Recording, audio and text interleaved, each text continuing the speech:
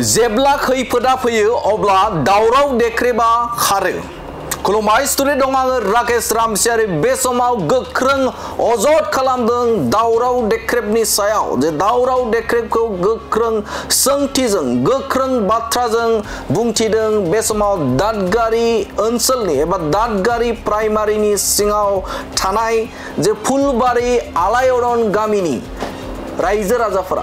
थारैनो मख'नांगोन जे बे समाव थांनाय बावैसो सान सिगाङाव फोसाव जानाय जे माहारियारि पार्क एबा सिखोना जोहोलाव माहारियारि पार्क, बे पार्क सिङाव रायजो जानाय बे रायजो राजाफोरा बे समाव बिटिआर सरकारनि गोख्रों नोजोर होनायजों बिटिआर सरकारनि खावलायनायजों बिथांमोना बै जायगानिफ्राय जानगारनानै गुबुन जायगायाव बिथांमोना थाफैदों आरो बिटिआर सरकारा बेखौ बा बिथांमोननो हा 2 बिगा बिथांमोननो हा होनाय जादों आरो बे हा मोननायखौ लानानै जोबोदनो बिथांमोना साबायखर बावदों आरो बे आयदाखौनो लानानै खौरांगिरिया सोंदोंमोन जे बे समाव जेब्ला इलेक्सन जादोंमोन बै समाव गोबां दैदेनगिरिफोरानो फैदोंमोन, खौरां लादोंमोन, नाथाय नोंथांमोननि जानानै सोर दैदेनगिरिफोरा बाहागो लानाय आरो बे बाथ्राखौ सोंनाय लोगो लोगोनो बिथांमोना रोखा बाथ्राखौ बुंथिदों जे बे समाव गोबां सुबुंफोरानो फैनानै जोंखौ गोबां बाथ्रा बुंथिदोंमोन, बाथ्रा एरनानै होदोंमोन आरो दावराव देख्रेब बिथाङाबो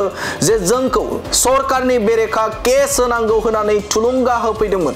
दावराव देख्रेब बायदि सासे सुबुङा जेब्ला खैफोद फैयो, जेब्ला अलखद जायो, बे अलखद जानाय समाव बिथांमोना एरायो, बिथाङा एरखेना थायो होननानै बाथ्रा बुंथिदों जे फुलबारि आलायअरन गामिनि रायजो राजाफ्रा आरो बिथांमोना गोख्रों अजद खालामदों जे बे समाव दावराव देख्रेबा जेब्ला खैफोद फैयो, बे खैफोद फैयोब्ला बिथांमोना खारो होननानै बाथ्रा बुंथिदों फुलबारि आलायअरन गामिनि रायजो राजाफोरा। थारैनो मख'नांगोन जे बे समाव जे बिटिआर सरकारा मोनसे बाखनायजाथाव हाबाफारि बिथांमोना मावनायखौ नुनो मोनदों जे बे समाव जाय बिथांमोना हा गैजायै एबा जाय बिथांमोननियाव एसेबो हा गैया, बे हा गैजायै बिथांमोननो बे समाव बिटिआर सरकारनिफ्राय हा होनाय जादों। बिथांमोननो थानो थाखाय लोंनो थाखाय दैनि जगानखौ खालामना होदों बिटिआर सरकारा आरो बे आयदाखौ लानानै बिटिआर सरकारखौ जोबोदनो साबायखर बावदों आरो साबायखर बावनायजों लोगोसेनो जाय बिथांमोना बे ओनसोलाव फैनानै जोंखौ बायदिसिना बाथ्रा बुंनानै जोंखौ गुबुन बिथिंजों लांनो थाखाय नाजादोंमोन, बे नाजाग्रा सुबुंफोरा आथिखालाव जों माबायदि दङ, दिनै मा थासारियाव जों दङ बेखौ खौरां लाफैयाखै होननानै गोख्रों अजद खालामदों फुलबारि आलायअरन गामिनि रायजो राजाफ्रा। गोख्रों अजद खालामदों जेब्लानो जों खैफोदाव दंमोन आरो बै खैफोदनि समाव बिथांमोना फैनानै जोंखौ लामा दिन्थियाखै, बिथांमोना थुलुंगा होफैयाखै, नाथाय बिथांमोना सरकारनि बेरेखा आरो आयेननि बेरेखासो बिथांमोना थानो थाखाय आरो मावनो थाखाय थुलुंगासो होफैदोंमोन होननानै बाथ्रा बुंथिदों जे फुलबारि आलायअरन गामिनि रायजो राजाफोरा आरो बिटिआर सरकारनि आथिखालनि जे प्रमद बर' दैदेननाय बिटिआर सरकार, बे बिटिआर सरकारखौ जोबोदनो साबायखर बावदों।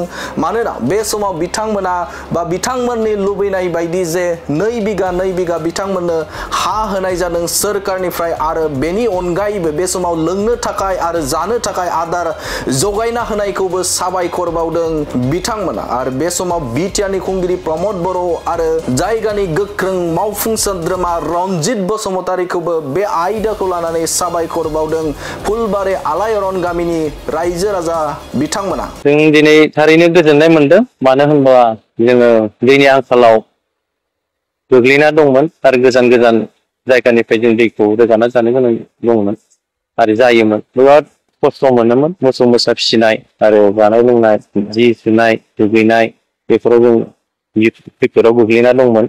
नाथाय जों दिनै बे बिसयखौ लानानै प्रमद सार बिथांनो जों थांदोंमोन आरो बिथाङा फेरेंगाजों रायज्लायनानै बे गैजारोङै बे दैनि आंखालाव थानाय मानसिफोरनो नोंथाङा दैनि फेसिलिटि होनांगौ होनना बुंनायलाय बिथाङा पिएफसि डिपार्टमेन्टजों रायज्लायनानै आरो फरेस्ट डिपार्टमेन्टजों रायज्लायनानै जोंनो बे जायगायाव 47 न'खराव जोंनो लागै माने बरिं 2 खुरना होबाय आरो जेजेम स्किमबो हमना होनायनि खोथा होनदों। दा 280 फुटनि दै मोननानै जोङो थारैनो गोजोननाय मोनदों।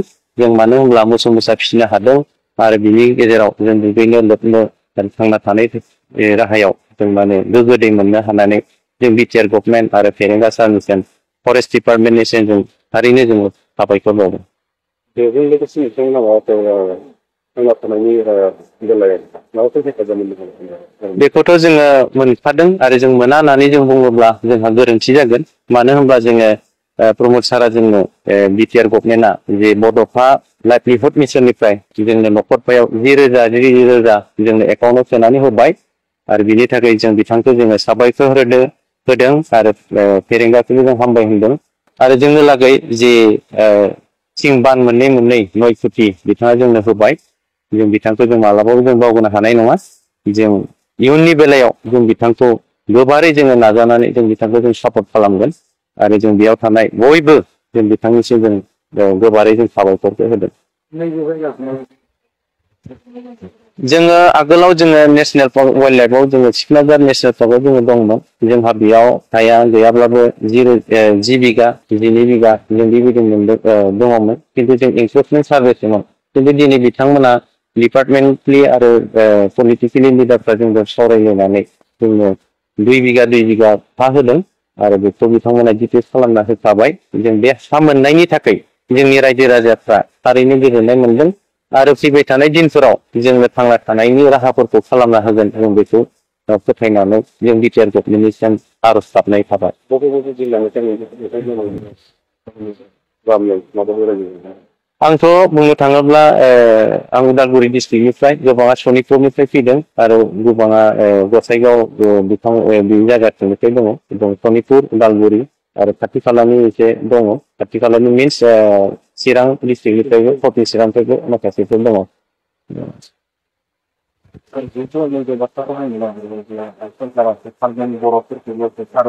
नाथाय बर'फोरनि थांना थानायनि